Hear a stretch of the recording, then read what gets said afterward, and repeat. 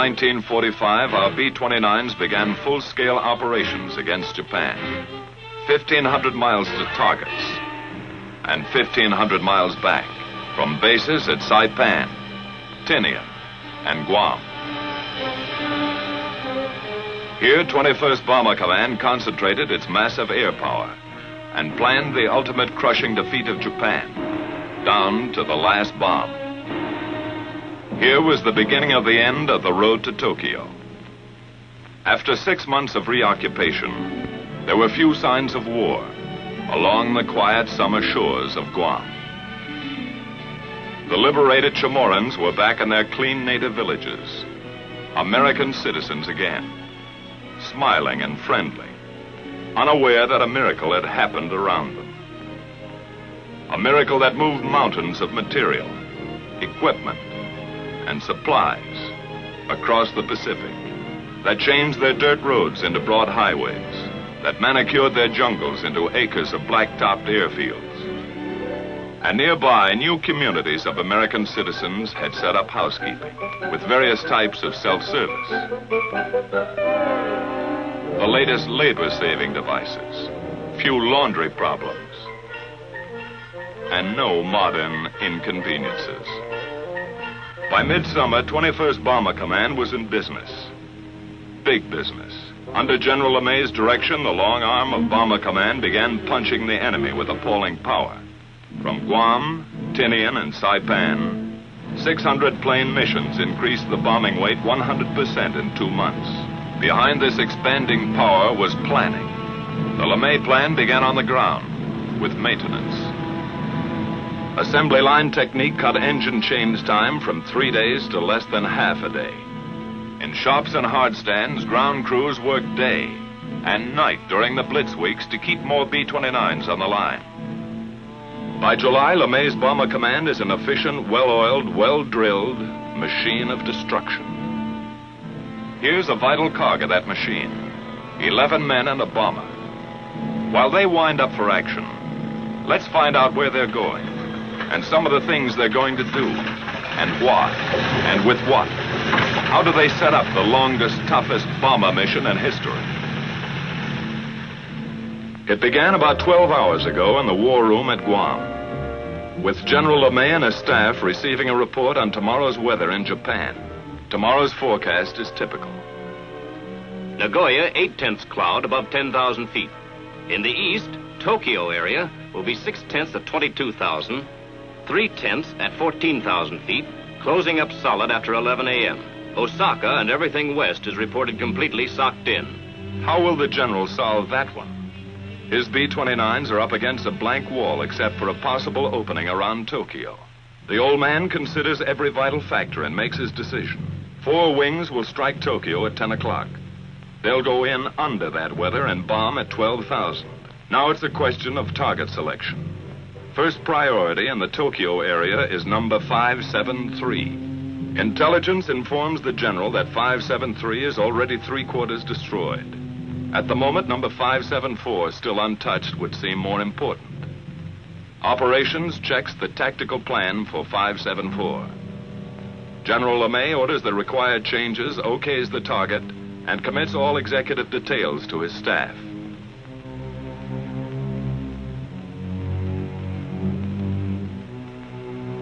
Operations, with his deputy chief of staff and project officer, goes to work setting up the changes. In that plans folder is a mountain of preparation by special sections of intelligence and operations. 1,000 hours of research. Collated facts and figures have been distilled into Tactical Plan 574. Aircraft will assemble as briefed with 3 groups of P-51s for escort.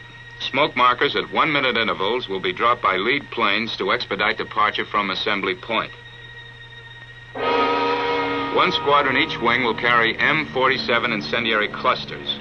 Balance of squadrons, 500 and 1,000-pound GP bombs fused a quarter-second nose and tail. Altitude of attack, 12,000 feet. Planes of 314th Wing will carry capacity fuel loads of approximately 7,300 gallons per plane. Calibrated airspeed of 210 miles per hour will be flown by all aircraft on bombing run.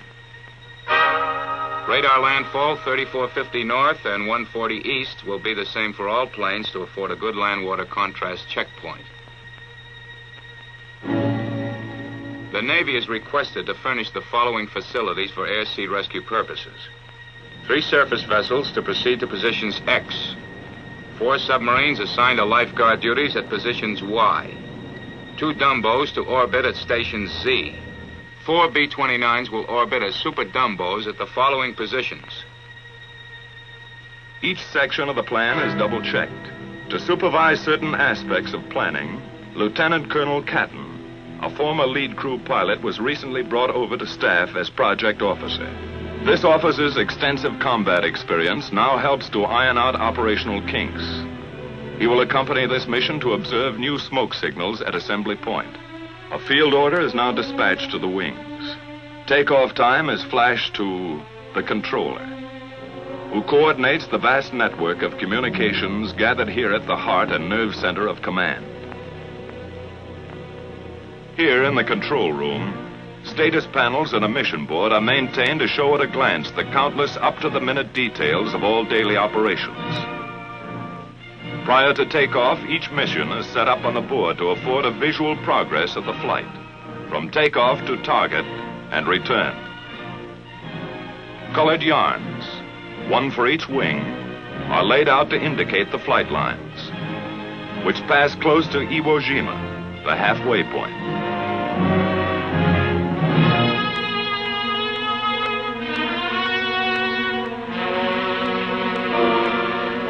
And proceed as specified in the field order to the proper target.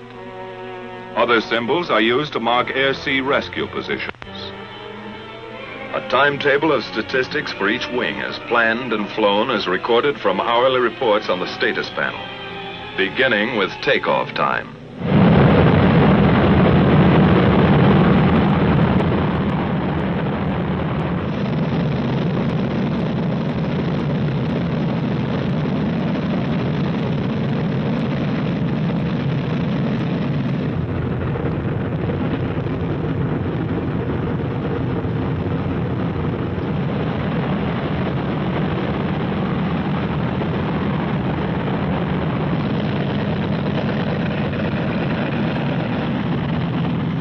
Veteran crews, it's just another day's work. One more 1,500-mile haul up and down the ruddy Pacific. 15 hours, 7,000 gallons, 4 engines, 11 guys. Knock wood. A water jump across 20 degrees of the globe. A continent of ocean. Destination, Tokyo. It's like taking off in Mexico for targets in Canada. The 314th is airborne. 145 planes, 1 minute apart, 67 tons each.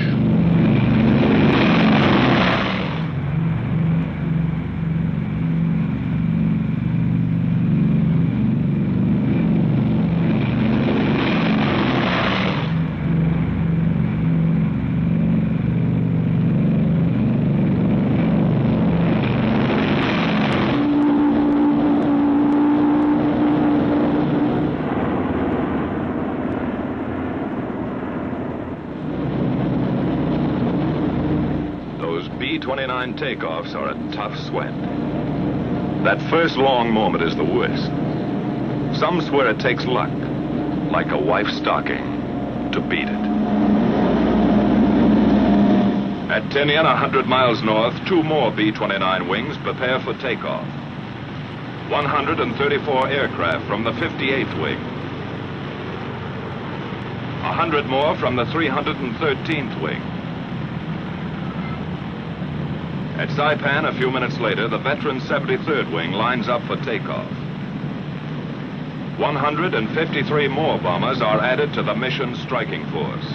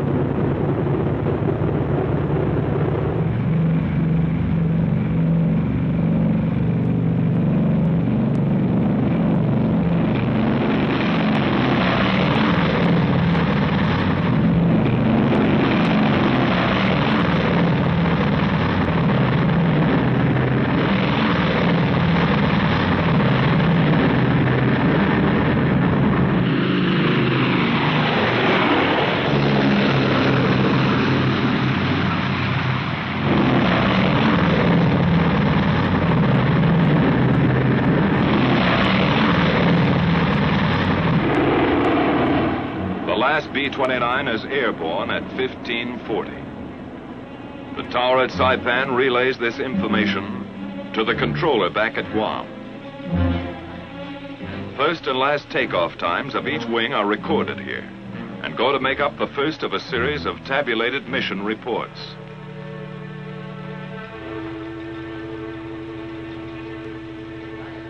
Copies of these reports are dispatched to headquarters, Washington, and posted on the control room report board. During that first hour, the B-29s have settled down for the big grind, saving precious gas, cruising 1,000 feet off the water. Ability, experience, confidence ride in each plane. A plan of action for 11 men trained and tested to function as one. The navigator sets the course, logging island checkpoints as they climb past the Northern Marianas. Pagan, Assumption, Morgue, the Pohores. After about 4 hours of flight, the bombers pass close to Iwo Jima, the hot rock, a black, gritty pork chop halfway to Honshu. 8 square miles bought and paid for by our Marines. We made some quick changes, cutting away that sulfurous volcanic crust and rolling Iwo's surface into one enormous flat top. 3 big airstrips now launch our P-51s for bomber escort over Japan. General Moore and his staff of 7th Fighter Command run the show and direct all air-sea rescue operations in close collaboration with Bomber Command. A last-minute briefing check, just to make sure today's fighter escort knows all air-sea rescue positions. Out on the line, General Moore's P-51s are warming up for the longest fighter flight on record.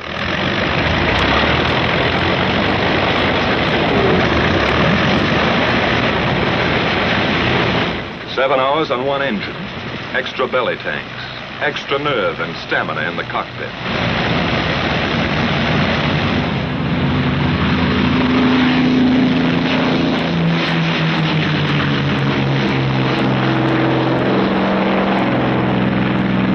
About the time our bomber wings are passing Iwo Jima, the pea shooters are taking off, scheduled to join them 3.5 hours later off the shores of Japan. After a rendezvous at Kita, the P-51s head for assembly point, led by B-29s designated as navigator ships. Farther west, our bomber wings grind ahead on the last lap to the Empire. Reports to the controller back at Guam give their flight position, which is kept up to the hour on the mission board. Still at low altitude, the B-29s are approaching the bad weather belt, where unreported storms and cold fronts appear suddenly across the bomber course. Pilot to crew, we're going to start our climb. Check oxygen equipment. Tell Buck he'd better get out to his doghouse. As they begin their slow climb to altitude, the crews prepare for the vital business ahead. And from now on till they come off target and head home, it's all business. The central fire control system is warmed up. Superhuman brain power at the flick of a switch. Each gunner flexes his sights and tries the coordinated fire controls with a few short bursts to clear the gun. After pushing up to altitude, the bombers arrive close to assembly point. Air in the pressurized cabin is comparable to 8,000 feet. But oxygen masks are adjusted and ready for instant use. From the southeast, our fighter escort appears with its navigator ships, which now turn off to wait for the fighters' return at Rally Point. The Mustangs climb in formation to take positions above the boxes of B-29s.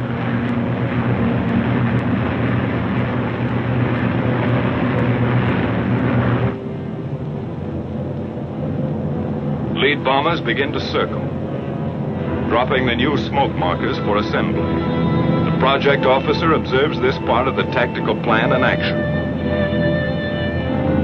From various zone positions, the groups separate and form on their lead ships in 9 or 11 plane waves. which head for initial point. The big parade is on.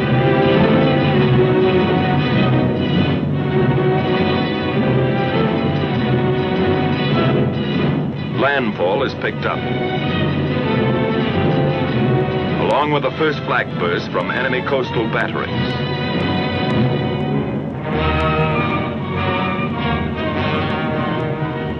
Fujiyama, the familiar white beacon, marks the turn for initial point. Flak becomes heavier and more accurate.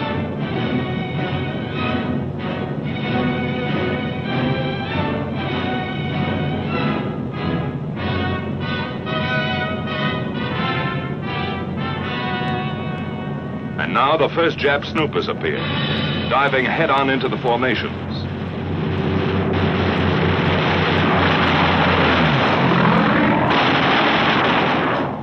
Some are suicide fighters trying to ram our bombers. Other Jap fighters drop phosphorus bombs, set to explode in front of the oncoming B-29s.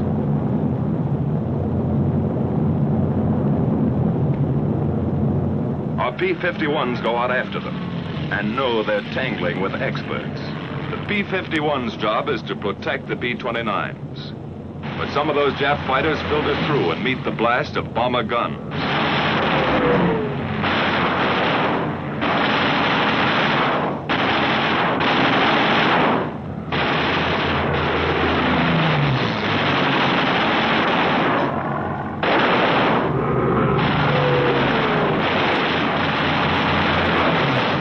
Tail gunner pleads with a nip fighter to come in a little closer.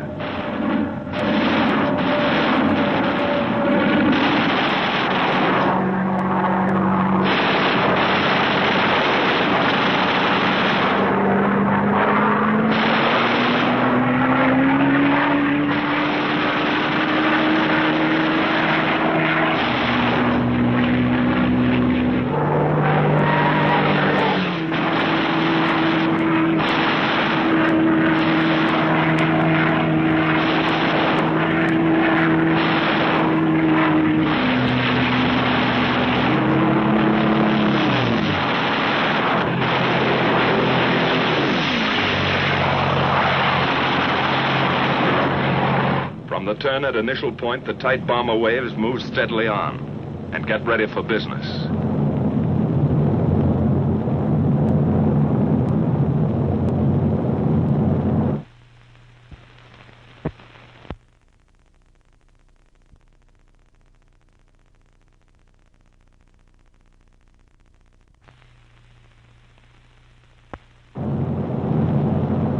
Flak and fighters fall off. But those clouds are beginning to close in, and it looks worse ahead. Then just east of Hachioji, the Tokyo area breaks clear. The bombardiers begin to draw a bead on 574. Their planes sit tight for the bombing run. Here's where we pay off.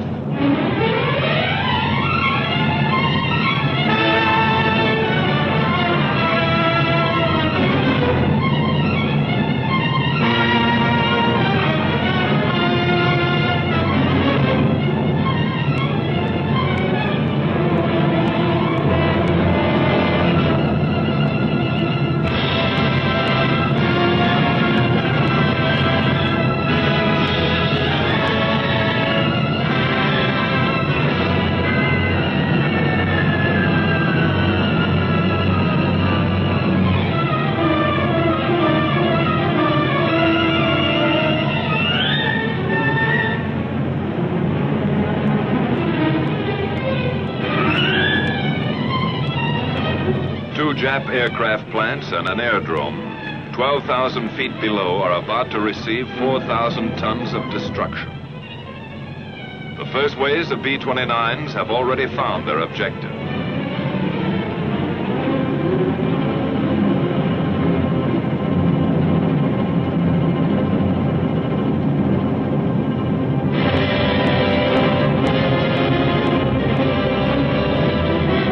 Succeeding bomber groups add their devastation to the smoking targets.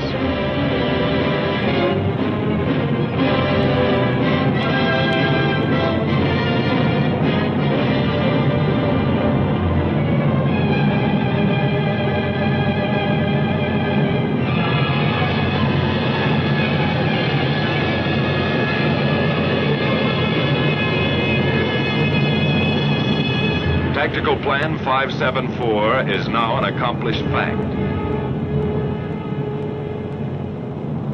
The bombers turn and go downwind, across the burnt acres of Tokyo. Close-up cameras show the scars of those spectacular fire strikes last March. 51 square miles of LeMay treatment. Across the bay, and a tailwind speeds them south, down the Chiba Peninsula. This is fighter country. With the first call on the intercom, our Mustangs peel off and go to work again.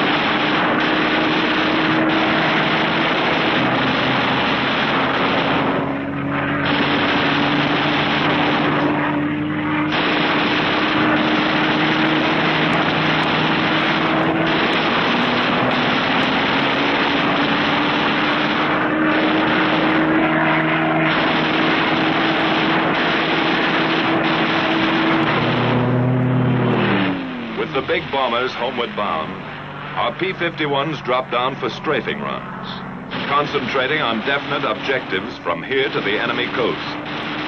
Skimming along at maximum speed, the fighters pair off and go to work cutting vital Jap lifelines, blasting away at communications, radio installations, power lines.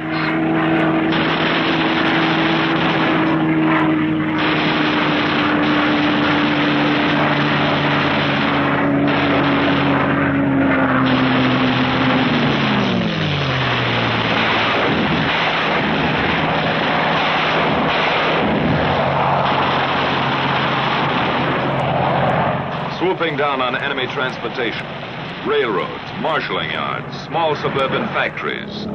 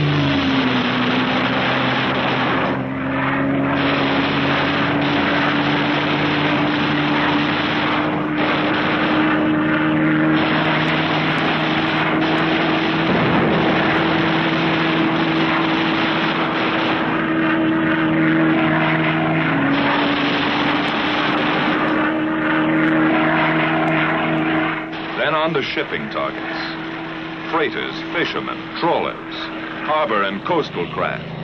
Destroyer or lugger, it's the same enemy.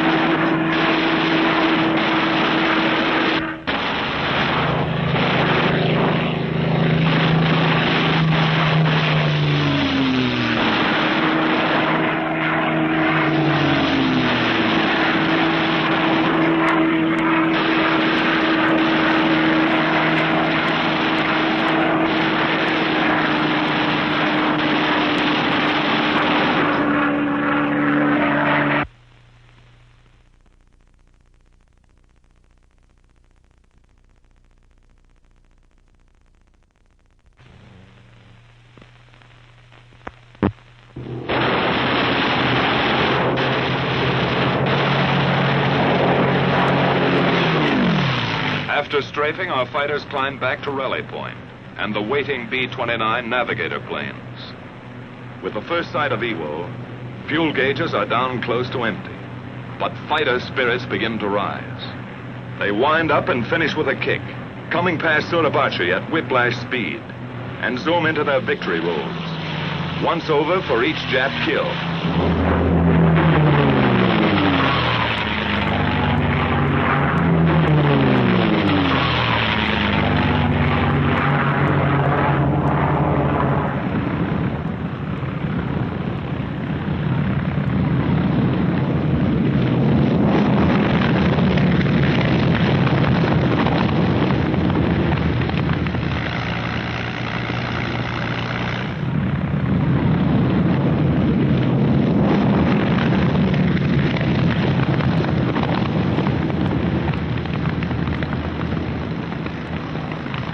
After the last fighter groups are in, all hands sweat in those first limping B-29s. That runway is a beautiful sight as they let down with engines out, low in gas, or beat up by flak and fighters. In 3 months, nearly 2,000 crippled or gas-shy B-29s havened at Iwo. You can understand why those 4 fanboys blessed those Marines and even named their planes after them. The lucky ones are fueled and depart for home bases in an hour. But Iwo still has its hazards. Weather can turn this station into a hopeless daymare. Fog and quick overcast often blacks out the airstrip during these crucial periods. That means orders to bail out. Or with luck, a B-29 might drop in for a copybook ditching.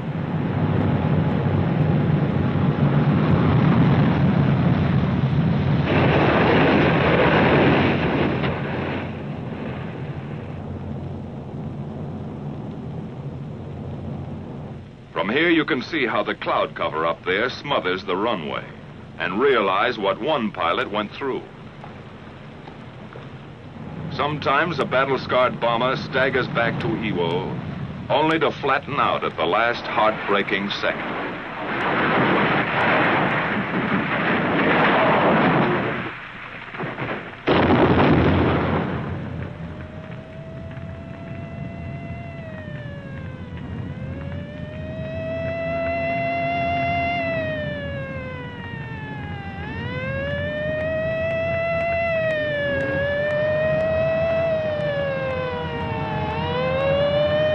By some miracle, the whole crew got away from their stations to safety before 2,000 gallons of flaming gas enveloped them. Firefighters risked their lives to save the ship. This, too, takes courage beyond the line of duty. Far to the south, most of the wings are nearing their bases. Exhausted crews wait out the last endless hour, when time seems to stop. Their position is radioed in, and the controller gets word of the approaching flight.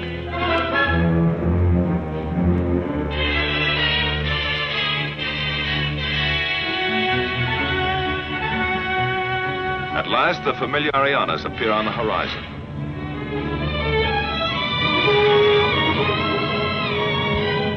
The bombers fly across Guam and turn into the left.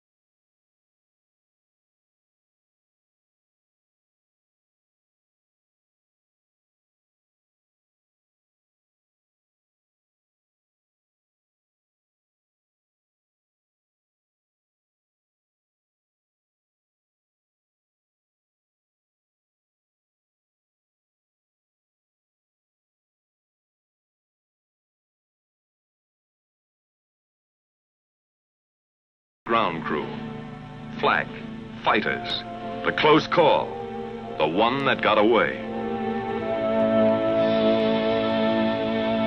But some of those B-29 crews won't be able to talk it over today. 11 men and a bomber that didn't quite make it.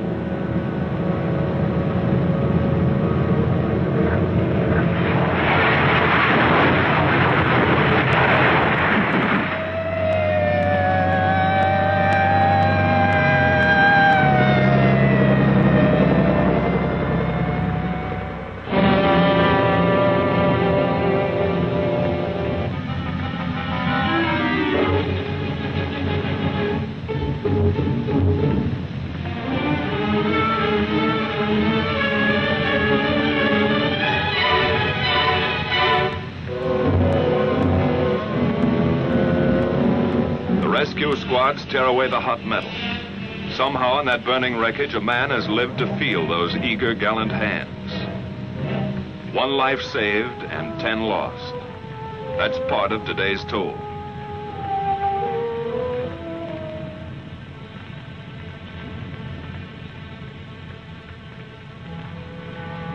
And there were many other days and nights that took their toll of young American lives in the service of our relentless, expanding air power.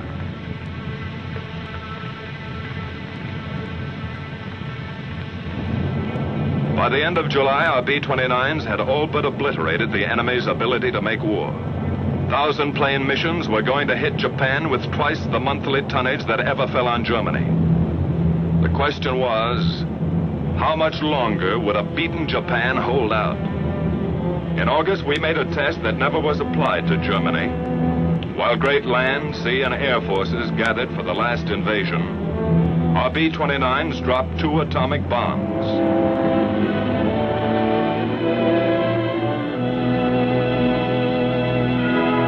Which hastened the surrender of Japan and saved untold thousands of American lives.